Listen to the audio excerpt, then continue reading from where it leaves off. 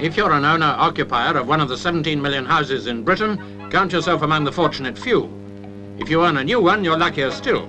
Only one family in four lives in a home built since the war, and every year the growth of population alone swallows up over 100,000 available homes. As demand goes up, so does price. The increase over the last 10 years has been little short of phenomenal. The problem has many sides to it, and there's no simple solution, but one revolutionary approach has 6 sides to it.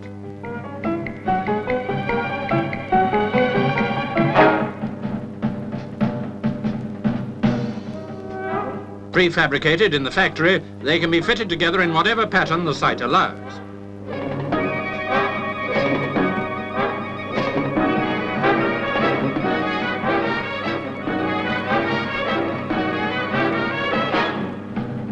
Each house is built around a central duct, and dividing walls can be adjusted to suit individual requirements.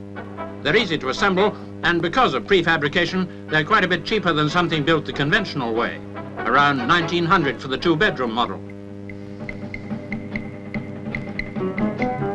Warm air central heating is part of the specification. Coming in 2 or 3 stories with 1, 2 or 3 bedrooms, hexagonal housing is obviously far from being square. The lengths to which people will go to get a new home at a reasonable price was illustrated by that extraordinary vigil at Sunbury in Middlesex.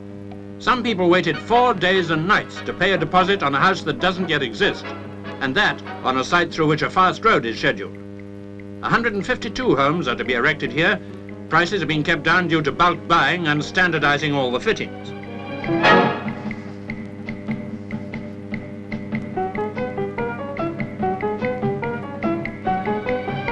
Home hunters spent their vigil actually on the site, living in cars and tents and sticking religiously to that mainstay of the British way of life, the queuing system. Someone in the queue at all times of the day or night. And it was the coldest April weather for 50 years. And how do you manage to survive in this cold? Well, we have a van and sleeping bags, hot water bottles, and we also have a primer stove, and we've cooked most of our own meals. You manage to keep warm enough? Oh yes, quite warm.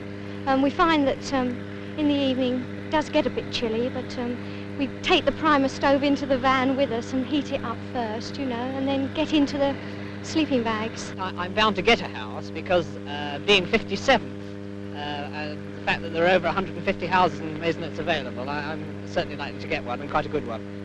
Came along and the list was 92, so we jumped in the end 93. We're 101 in the list, and there's a few dropped out. I think 13 in front of us have dropped out, so that brings us down to the 88 mark, so we're well in line. The prices they're charging here, compared with other sites in this area, I think it's really good value. But as someone said, you queue all night for the Beatles, why not for a home? I only hope they'll be happy now they've staked their claims in this 20th century rush for something as precious and certainly rarer than gold.